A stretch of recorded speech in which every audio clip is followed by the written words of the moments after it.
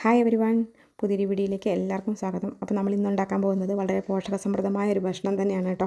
മുരിങ്ങയില രസമാണ്. അതിന് വേണ്ടിയിട്ട് ഞാൻ മുരിങ്ങയില എടുത്ത് വെച്ചിട്ടുണ്ട്. ഒരു ചെറിയ കഷ്ണം കായമുണ്ട്, കൊച്ചുള്ളിയുണ്ട്, വെളുത്തുള്ളിയുണ്ട്, നമ്മുടെ കുരുമുളകുണ്ട്, 2 വലിയ തക്കാളിയുണ്ട്. എന്നിട്ട് പഴുത്ത തക്കാളിയാണ് കേട്ടോ. ഇനി നമുക്ക് കുറച്ച് സാധനങ്ങൾ ഇടിച്ചെടുക്കാനുണ്ട്. അതിന് വേണ്ടിയിട്ട് കൊച്ചുള്ളിയും വെളുത്തുള്ളിയും അതിലേക്കൊരു കുറച്ച് ജീരകവും നമുക്ക് എരിവിന് ആവശ്യമായ കുരുമുളകും കൂടി നമ്മൾ ചേർത്ത് കൊടുക്കുകയാണ്. ഇത് നമുക്ക് നന്നായിട്ടൊന്ന് ഇടിച്ചെടുക്കാം കേട്ടോ. ഇനി നമുക്കൊരു പാത്രം അടുപ്പത്ത് വയ്ക്കാം.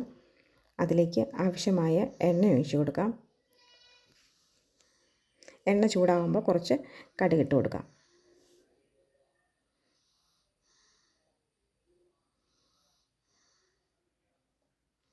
ഇനി അതിലേക്ക് നമ്മൾ ഇടിച്ച് വെച്ചിരിക്കുന്ന നമ്മുടെ ആ കൂട്ടിട്ട് കൊടുക്കാം കേട്ടോ.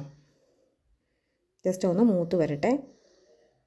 മുരിങ്ങയില രസത്തിന് ഒരുപാട് ഗുണങ്ങളുണ്ട് കേട്ടോ. രോഗപ്രതിരോധ ശേഷി വർദ്ധിപ്പിക്കാനും സൗന്ദര്യ സംരക്ഷണത്തിനും കൊളസ്ട്രോൾ കുറയ്ക്കാനും ഒരുപാട് ഗുണങ്ങളുണ്ട് കേട്ടോ നമ്മുടെ മുരിങ്ങയില രസത്തിന്. അപ്പം നന്നായിട്ട് മൂത്ത് വന്നിട്ടുണ്ട്. ഇതിലേക്ക് ഒരു കുറച്ച് മുളക് പൊടി ഇട്ട് കൊടുക്കാം. ആവശ്യത്തിന് മല്ലിപ്പൊടി,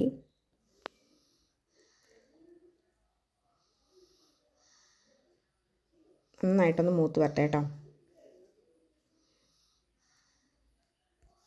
മുരിങ്ങയില പൊടിച്ച് സൂക്ഷിച്ച് വെക്കുന്നൊരു വീഡിയോയും അതിനോടൊപ്പം തന്നെ ഒരു വെയിറ്റ് ലോസ് ഡ്രിങ്ക് കൂടെ ഞാൻ ഉണ്ടാക്കുന്നൊരു വീഡിയോ ചെയ്തിട്ടുണ്ട് കേട്ടോ. അപ്പോൾ അത് കാണാത്തവരുണ്ടെങ്കിൽ പോയി കാണണേ. അപ്പോൾ നമ്മുടെ നന്നായിട്ട് പൊടികളൊക്കെ മൂത്ത് വന്നിട്ടുണ്ട്. ഇനി ഇതിലേക്ക് കുറച്ച് മഞ്ഞൾപ്പൊടിയും കൂടെ ചേർത്ത് കൊടുക്കാം.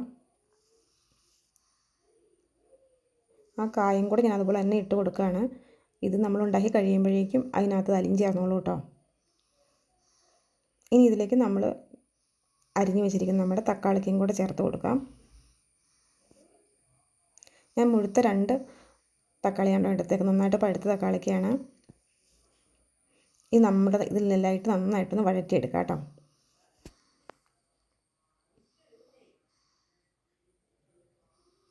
ഇനി ആവശ്യമായ പുളി നമ്മൾ വെള്ളത്തിലിട്ട് വെക്കണം കേട്ടോ നേരത്തെ തന്നെ, അല്ലെങ്കിൽ ഇത് അലിഞ്ഞ് വരത്തില്ല. ഇന്ന് കൈ കൊണ്ട് നന്നായിട്ടൊന്ന് ഞെരടിയും കൂടെ കൊടുക്കണം. അപ്പോഴത്തേനും നന്നായിട്ട് മിക്സായി വന്നോളും.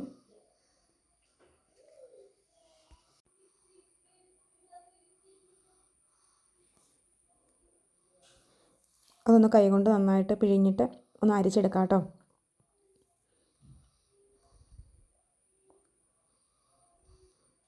നമ്മുടെ തക്കാളിക്കൊക്കെ നന്നായിട്ട് വഴന്ന് വന്നിട്ടുണ്ട്. ഇനി ഉടച്ചു കൊടുക്കണമെങ്കിൽ ഒന്ന് ഉടച്ചു കൊടുക്കുകയും ചെയ്യാം. ഇനി ഇതിലേക്ക് ആവശ്യമായ ഉപ്പും കൂടെ ചേർത്ത് കൊടുക്കാം. നന്നായിട്ട് വെന്തുടഞ്ഞ് വരണമെങ്കിൽ നമ്മൾ തവിയും കൊണ്ട് ജസ്റ്റ് ഒന്ന് ഉടച്ചു കൊടുത്താൽ മതി കേട്ടോ. അല്ല കഷ്ണമായിട്ട് കിടക്കുന്ന ഇഷ്ടമെങ്കിൽ വേറൊന്നും ചെയ്യണ്ട. ഇങ്ങനെ ഒന്ന് ഉടച്ചു കൊടുത്താൽ മതി.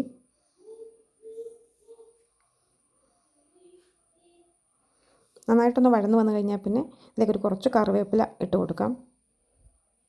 മല്ലിയില വേണം, മല്ലിയിലയും ചേർത്ത് കൊടുക്കാം കേട്ടോ. മല്ലിയില ടേസ്റ്റ് വലിയ ഇഷ്ടമില്ലാത്തതുകൊണ്ട് ഞാൻ കറിവേപ്പില ഇട്ട് കൊടുക്കുന്നുള്ളൂ.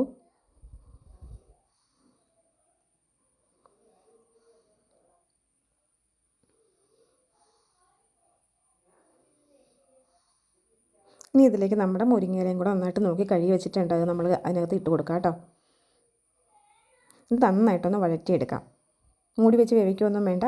നന്നായിട്ടൊന്ന് തുറന്ന് വെച്ച് തന്നെ വഴറ്റിയെടുത്താൽ മതി. ഇലക്കറികളും ഇലകളും ഒന്നും നമ്മൾ മൂടി വെച്ച് വേവിക്കാൻ പാടില്ല എന്നാട്ടോ പറയുന്നത്. പെട്ടെന്ന് വെന്ത് കിട്ടുന്നതുകൊണ്ടാണെന്നറിയില്ല, അതിൻ്റെ സയൻസ് എന്താണെന്നറിയില്ല. പക്ഷേ മൂടി വെച്ച് വേവിക്കരുതെന്നാണ് പറയണത്.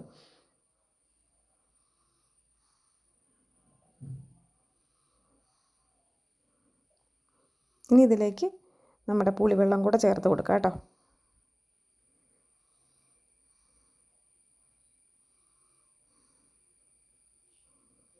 ഇത്രയും ചെയ്താൽ മതി. നമ്മുടെ മുരിങ്ങയില രസം ഇവിടെ റെഡി ആയിട്ടുണ്ട്. ഇനിയിപ്പം വേണമെന്നുണ്ടെങ്കിൽ കുറച്ച് ഉപ്പ് വേണമെങ്കിൽ ചേർത്ത് കൊടുത്താൽ മതി.